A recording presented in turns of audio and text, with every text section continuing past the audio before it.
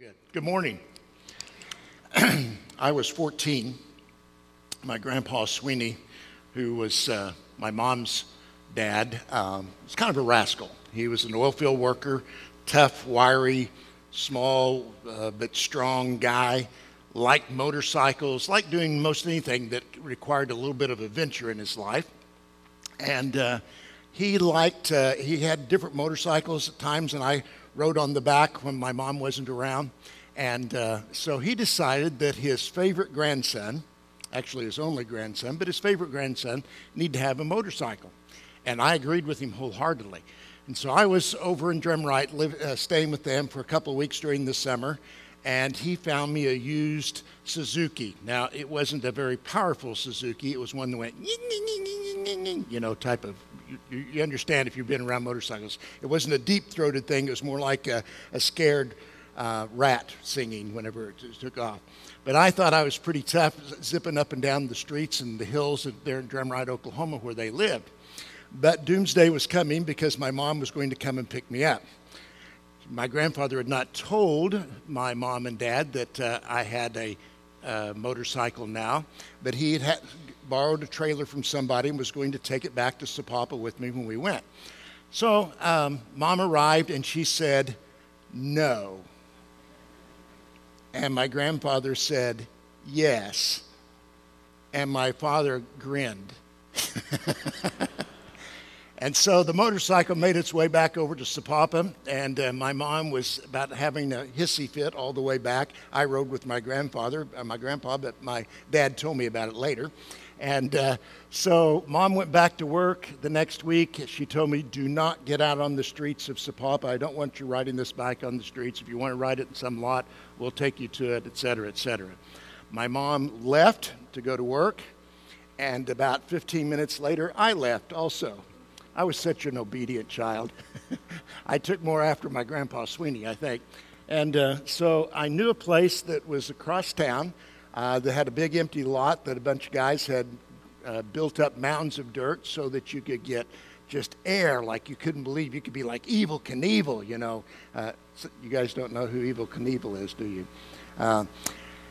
That dates me a little bit. But anyway, so I had this great idea. I didn't realize that I was only about 3 blocks from my future girlfriend's house, Tria Bitsko at the time. But had I known that, I probably would have taken my bike up that way. So about my 3rd run, after I caught a little bit of air, maybe about 2 inches, getting off the ground, I decided I'd make the big jump.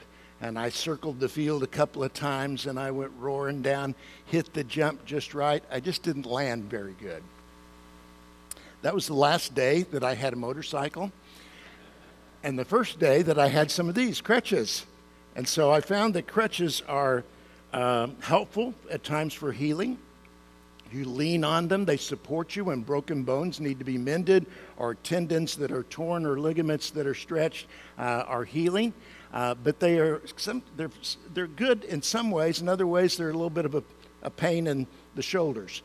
And so I began doing a little bit of healing as I hopped around on my crutches, trying to go different ways. And I found that, crutches are used not only in the physical aspect of life, but also many of you have never had a broken bone, but you've probably had some emotional bones broken in your life. Isn't that right? You've had some emotional tendons or ligaments in your life that have been stretched to the nth degree, and the result of that is you've been wounded and you need some support.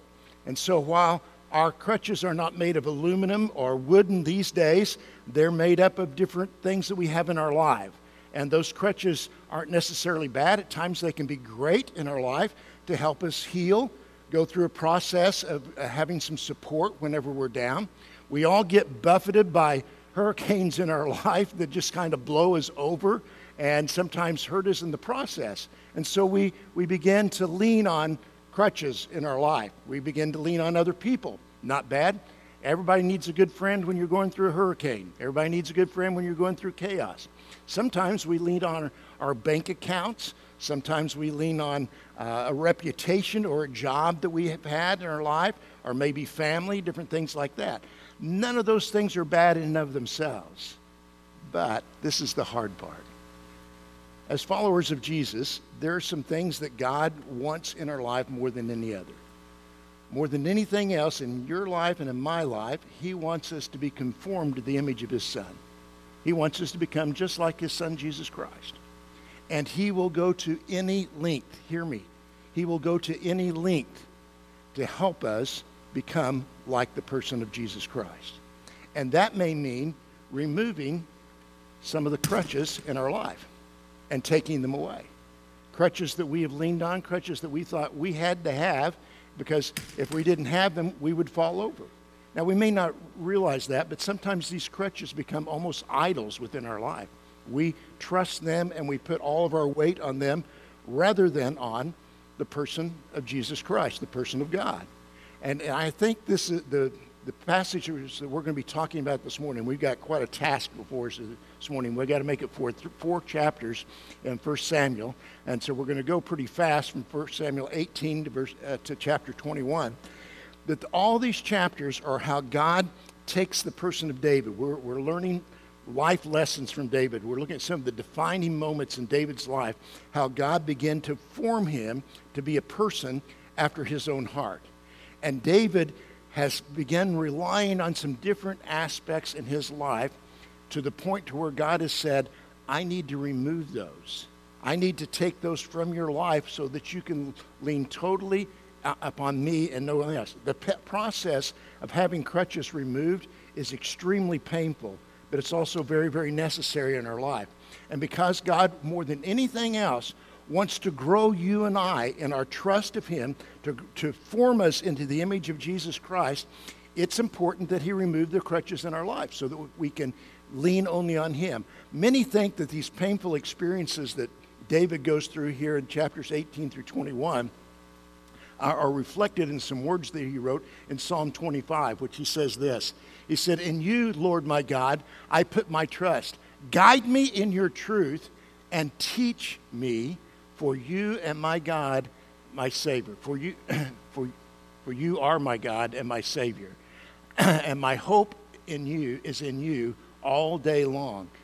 David had realized that sometimes his hope and his trust had been in some crutches, and God begins to remove them one by one from his life, and it becomes a very painful process. So let me just very rapidly go through 5 different crutches that God removes from David's life.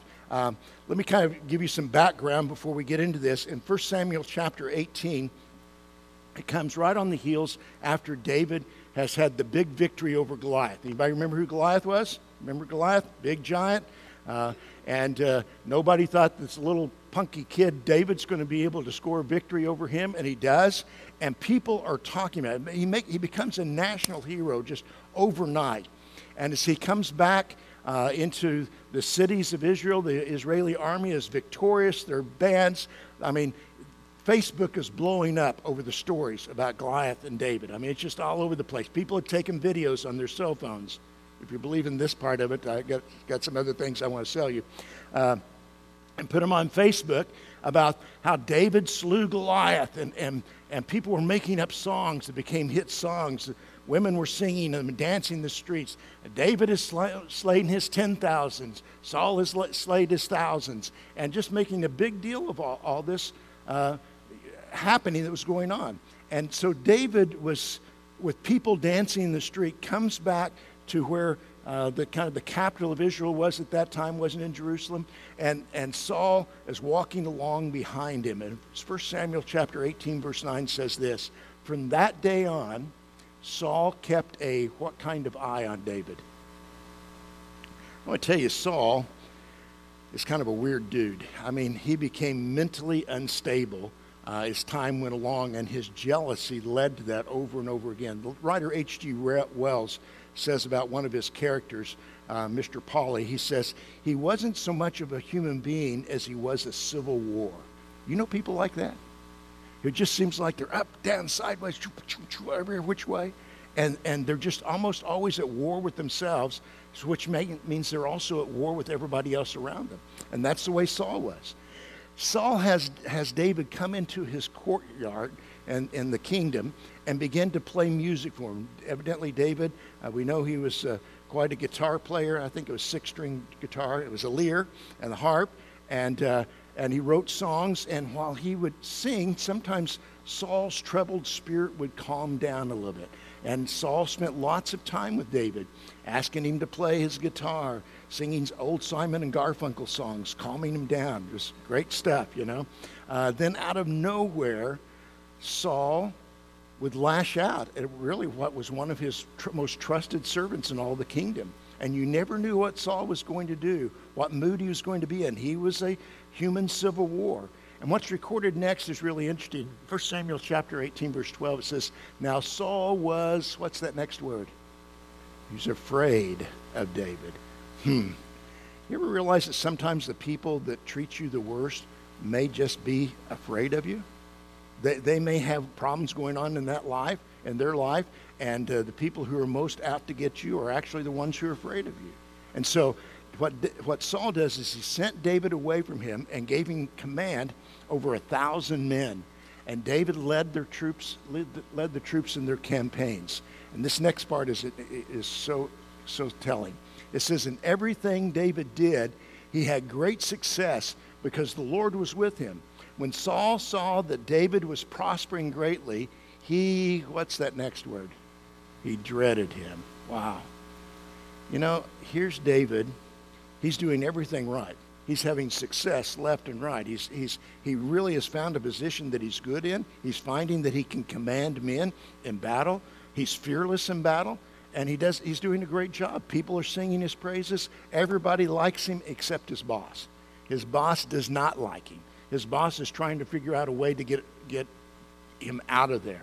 And so the first thing that God does is he removes the position that David had been in. David had been a sheep herder, which is the lowest job in the market. I want to tell you, only the youngest in the family became sheep herders. That was the job that everybody else, when they got older, if there's somebody else to replace them, they got replaced. And so David really had no success, really. I mean, he had no position before this time, and now he's made like a general or brigadier general over a whole company of the Israelite army. And so David, in the midst of that, is going back and forth between commanding the troops and playing for Saul.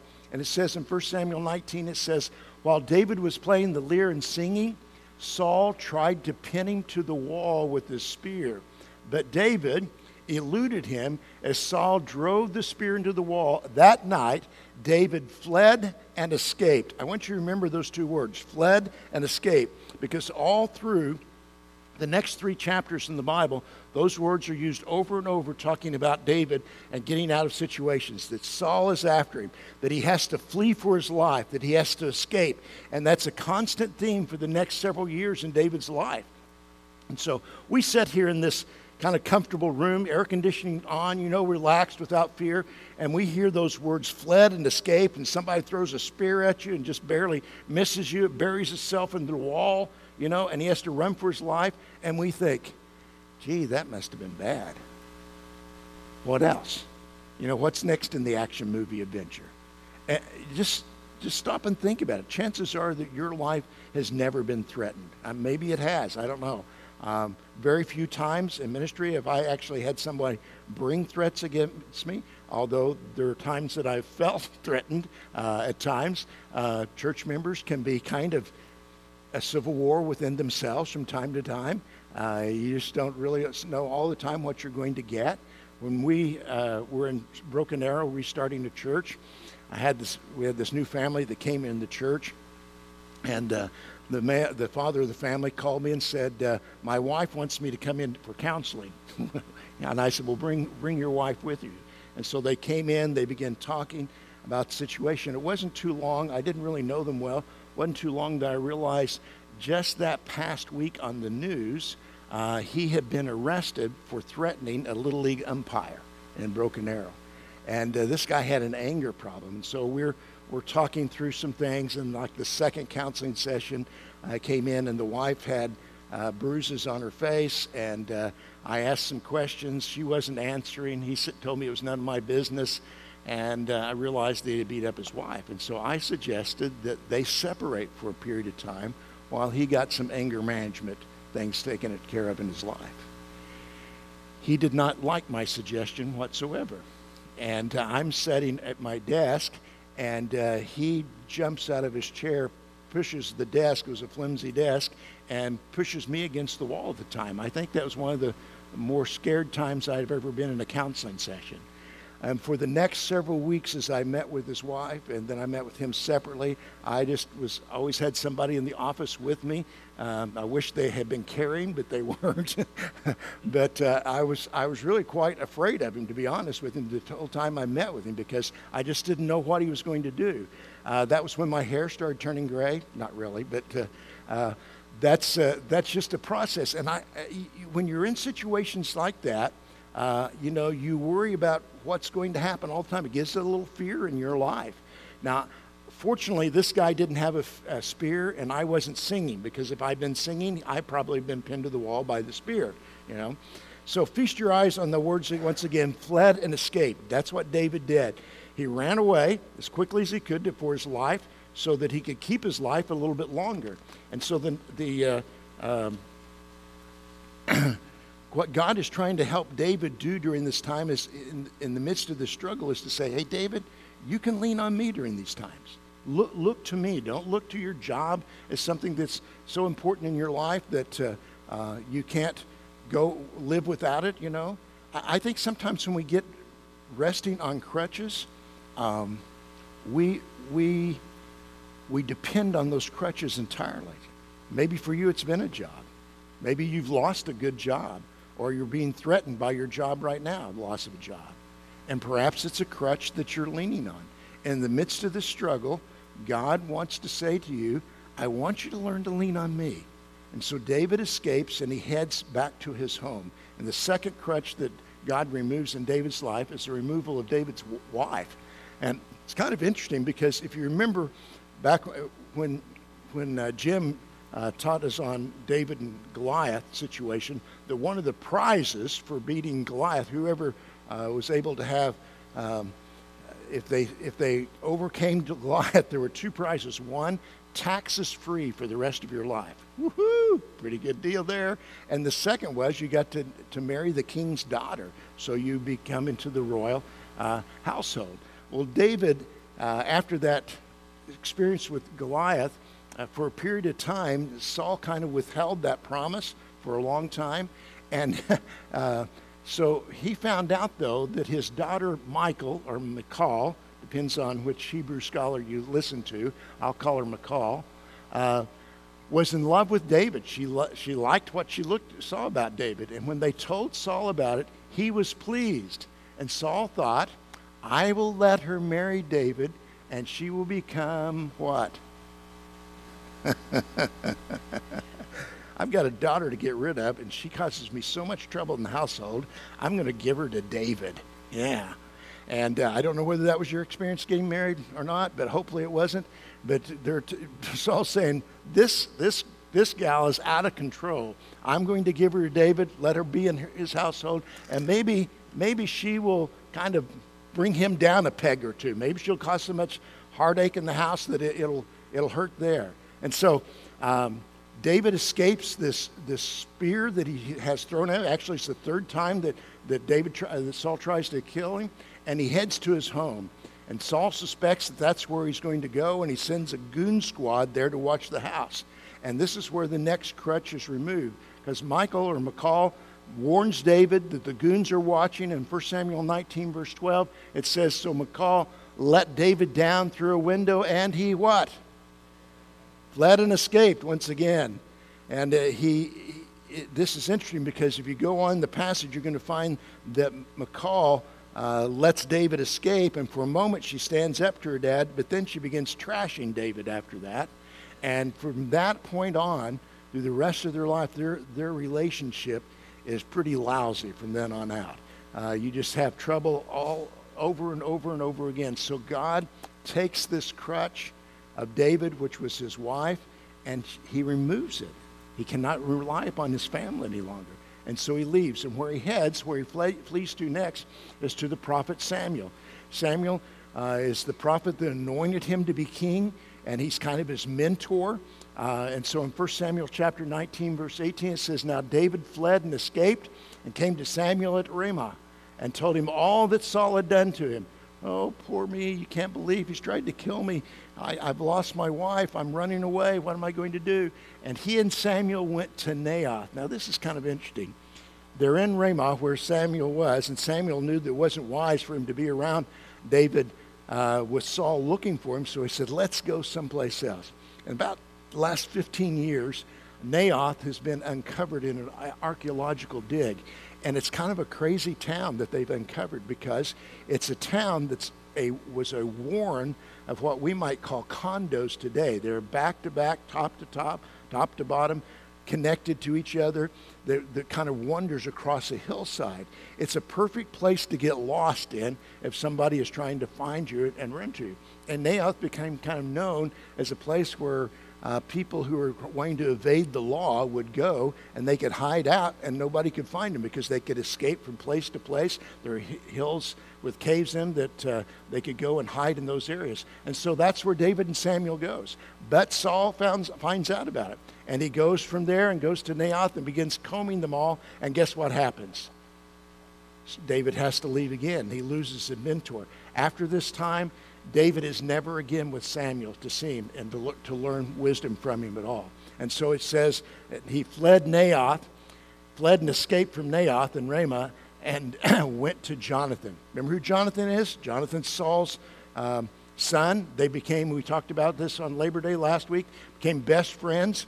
And he goes to Jonathan and he says this. He says, "Man, I can't believe your dad is after me. What have I done to him? I mean, what's my crime? How have I wronged your father? Why is he trying to take my life?" And Jonathan is like, No, David, he's not trying to kill you. Yeah, I know my dad's got a temper, but it's okay. He's not really after you." And he tries to calm David down, and David's not having any of it. He says, "Jonathan, you don't understand." He says, basically, "Man, I'm a step away from death because your dad is pursuing me." Have you ever felt like that? Have you ever felt so cornered in your life that you're just a step away from just being obliterated? That what you are is about to come to an end. What you have is being stripped from you little bit by little bit. And all of a sudden, you feel like you're so lonely. And here's David with his best friend, Jonathan. And he says, "Your dad's out to get me." And Jonathan says, No. And David says, "Wait a minute. Go and talk to him. See, I may be paranoid, but you go and talk to him." So David goes and talks to Saul. Jonathan goes and talks to Saul. And come to find out, Saul gets very mad at Jonathan, tries to kill him. And so Jonathan knows that David's life is in danger. And so, David says, "As surely as the Lord lives, I'm only a step away from death." Only a step away. It's hard to cope with that type of pressure. And chapter 20 is nothing more than how they worked out a signal to know if David's life was hanging by a thread or if he could go have security and go back to his job in the army. And the answer was a resounding no. Can't do it. So God takes away David's position. God takes away his wife. God takes away his mentor. And now his friend. And it's almost like David's thinking, what more could God ask of me? What more could God require of me? Well, there's one more step, one more crutch that needs to be removed in the honing of David's life. And you're going to be shocked. And that's found in David's removal of his self-respect, his pride. And 1 Samuel chapter 21 says that day David fled and what? Escaped from Saul and went to Achish, the king of what? Gath. Anybody else who was from Gath? Big guy. Goliath, that's right. Goliath was from Gath. I want to say, "David, what you thinking, buddy? Why in the world are you going to Gath? That's the wrong place to go." And he walks into town, and people are going, "Oh, that is David." There's #1 hit songs being written about this guy. David has slayed his 10,000s, and Saul only his thousands. And I think everybody's getting the slingshot out going, "I think we can get the sucker. just like he felled our hero Goliath. And so David is walking through the streets. He's realizing this may not have been the best thing to do. And he sees that people are kind of coming against him, And so when David heard all this talk going on, verse 12 says, David took these words to heart and greatly feared Achish, king of Gath. Man, I would have been terrified. And David is probably thinking, somebody's going to take target practice on me with a slingshot. So verse 13, here's what David does. He says, can we go back one? Is that oh, okay. All right, we'll skip it. Verse 13, it says this, that David pretended to be insane, scratching on doors and drooling down in his beard. Okay, here's David. He's lost his position. He's lost his wife. He's lost his mentor. It seems like everything around him that's of value to him, that gives him his identity, who he is. He's losing. And finally, he loses his self-respect.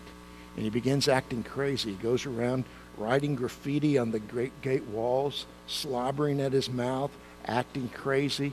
He's brought to Achish, the king, and he's led in front of him, and David is a basket case. He's drooling. He's acting crazy and stupid. So Achish says this, next verse, says, isn't this David, the king of the land? This is what the people said. Go on to the next one, if you would. And one right after that. Sorry. So he pretended to be a saint. One more, I'm sorry. Achish said to his servants, look at the man. He is what? He is what? He's insane. Why bring him to me? Don't we have enough of these insane guys around here? I've got enough in my court. It's a great moment of comedy in the midst of all this tragedy that Achish is saying, I don't need another crazy at him. You hired who? I mean, I can't believe you hired that guy. He's crazy. We don't want him in here. It's kind of like if you like football, it's kind of like the Patriots signing Antonio Brown. I mean, kind of weird in this whole situation. What they're doing on that, Now, so here's the situation. David had a position. He lost it. Had a wife, lost her. Had a wonderful mentor, the prophet Samuel, but he can no longer meet with him any longer. His best friend forever, gone. Pride, self-respect, gone. David's crippled, but no crutches. So in this time when our crutches, when your crutch and my crutch is removed one by one, things that we are leaning on, things that we are grabbing a hold of, saying, I've got to have these. If I lose this thing, I'm not worth much. And all those things are leaving. They're gone, getting pulled from our hands one by one. What happens then? What happens when in the midst of a hurricane and it hits you and you lose everything? And all the things that support us or even makes us who we think we are ripped from us. Where do we go then? I suppose it depends on who we are. So the question that you and I have to ask in the midst of the chaos that's going on in our life, when things that we have had that supported us and they're ripped from us, is this: who are we? Who am I? I don't know whether you've seen the new movie that's out, Christian movie out, it's called Overcomer. I'd recommend you going to see it. It's the key point in the whole movie when the main character finds that everything that he has leaned on, the things that he has thought to hold his self-identity, is just pulled away from him, loses him.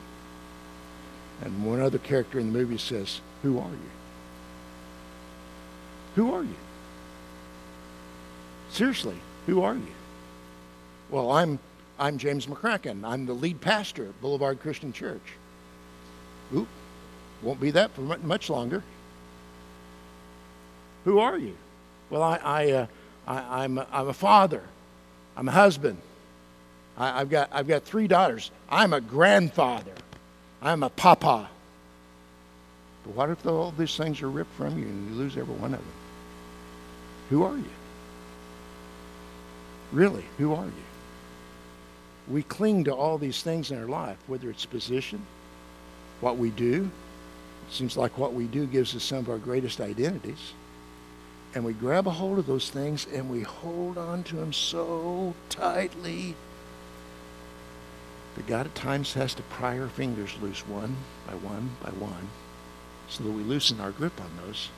Because you see, in God's economy of things, the most important thing is not your job. It's not whether you're a husband, that you're married, that you got a great 401k, that you got a cushion behind you or a margin underneath you. It's whether or not you're being conformed to the image of his son, Jesus Christ. Who are you? Well, I'm a white male, or I'm black, or I'm Cherokee. We fall back on all sorts of things that we can describe who we are on the outside, but who are you on the inside? I think we don't realize the crutches we use to support ourselves and that we lean on. And not that friends aren't important. Not that friends can't help us through situations in life. Not that positions can't give you great joy and you can serve God in the midst of it and God can use your position to help spread his light to other people. That you can't be salt in your workplace. It's not that. It's just that sometimes we rely upon them and we think this is who we are. And however you respond to the question becomes your identity. It becomes what you lean on in times of chaos, in times of pressure. Who we say we are, what we think we are, becomes our identity. These things are our crutches. And this identity, this crutch, puts our focus on the horizontal, not on the vertical where God wants our look to be, our focus to be. And so what we do when we're in the midst of a chaotic situation, when a storm comes in our life, when pressure comes in, and we focus only on this position, we focus only on the fact that this is who I say I am, it freezes our attention on the horizontal, and we're not free to look up and see what God can do in our life when we truly trust him. What kind of miracles he can work on our life when we're only desperately depending upon him and him alone. And so oftentimes, God has to remove those crutches. And being stripped of those crutches are extremely painful. But it's necessary. It's a necessary experience if you're a follower of Jesus. Some of you have been through this. You've either had an illness in your life to where you are down to where only person you can depend upon is what God's going to do. What God's going to do. You've lost your job. And some of you are in the midst of losing your self-respect, your pride, which may not be a bad thing.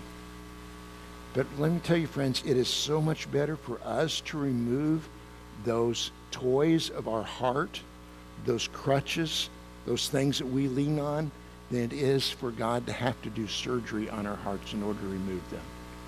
You may be witnessing the demise of your marriage right now. And the last possible thing that you thought would happen is just ripping you apart and your family. Some of you have lost someone significant, either by death or they've walked away. And in the midst of that situation, you have a choice. You keep your eyes horizontal. You can allow anger to eat you up, or you can throw away the crutch and lean on God and trust him. It sounds almost like a cliche, but it's reality. And the last crutch that David had removed from him was his self-respect. His job, his wife, his friend, his mentor, all gone. God, why is this happening? I'm a good person. I don't deserve this. And that's the ultimate, isn't it? When it all comes down to it and everything's stripped away, the go-to thing that we often say is, but I'm a good person. I'm a good person. And everyone thinks that we are that way. I think I'm a good person. You think you're a good person. But listen to me, we really don't want to examine that very closely. Because it's an idea, it's an identity that we cling to the most. I'm good.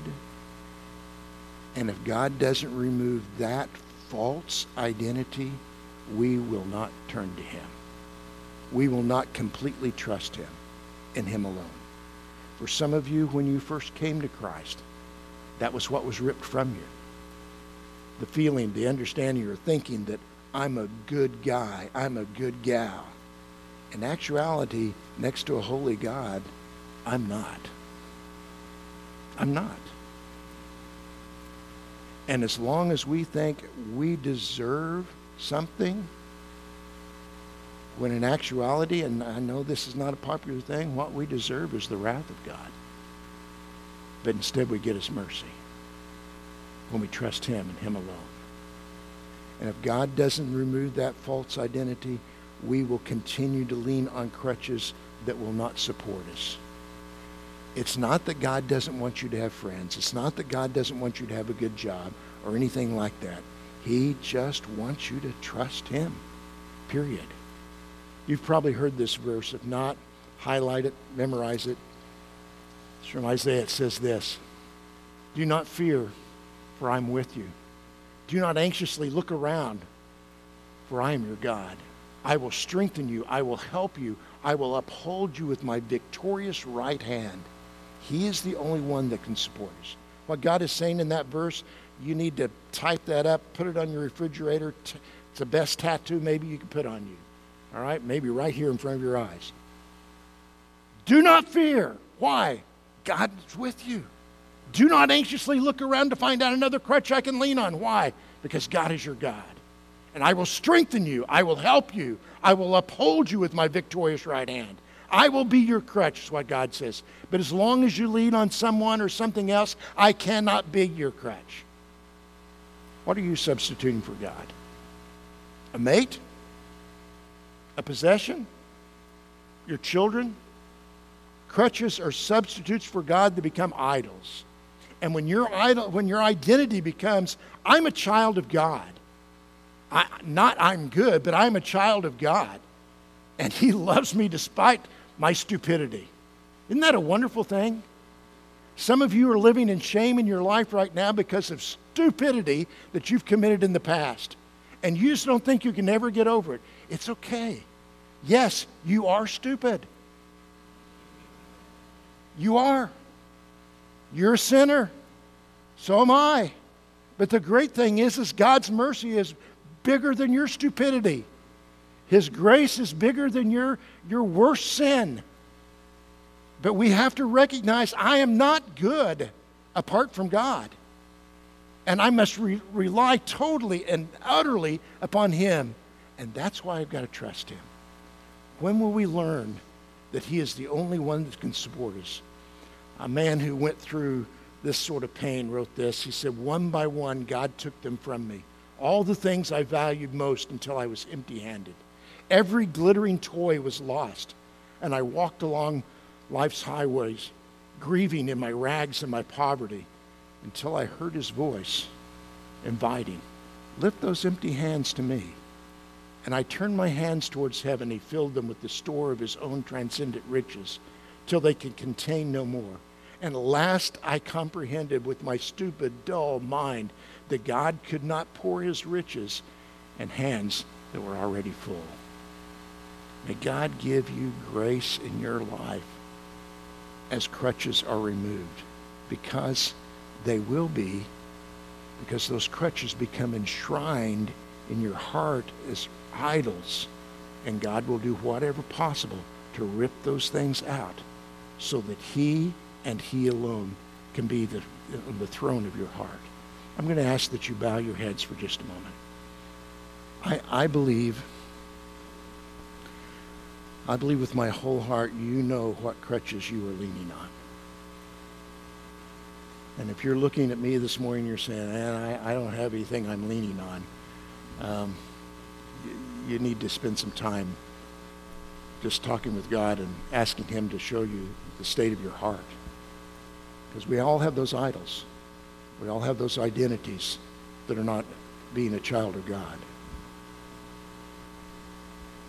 And so I would like to ask that you would take whatever that is that you've held as a crutch or an idol a support system, and just imagine it being in your hands right now. Just make a fist with that thing in your hands. Then I want you just to raise your hand and lift it up and release it to God. Saying, God, I give this to you. If you need to remove it, you remove it. But I want to remove it from my heart. Pray with me. Father, I want to know you. But my coward heart fears to give up the toys that are hidden in there.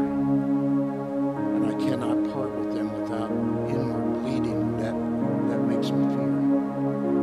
And I try to hide the terror of parting with these toys from you, God. And so this morning, we come before you trembling, asking you to root from our hearts all the things that we have cherished, that we have loved above you, and which has become a part of our identity. We ask, Father, that you root those things out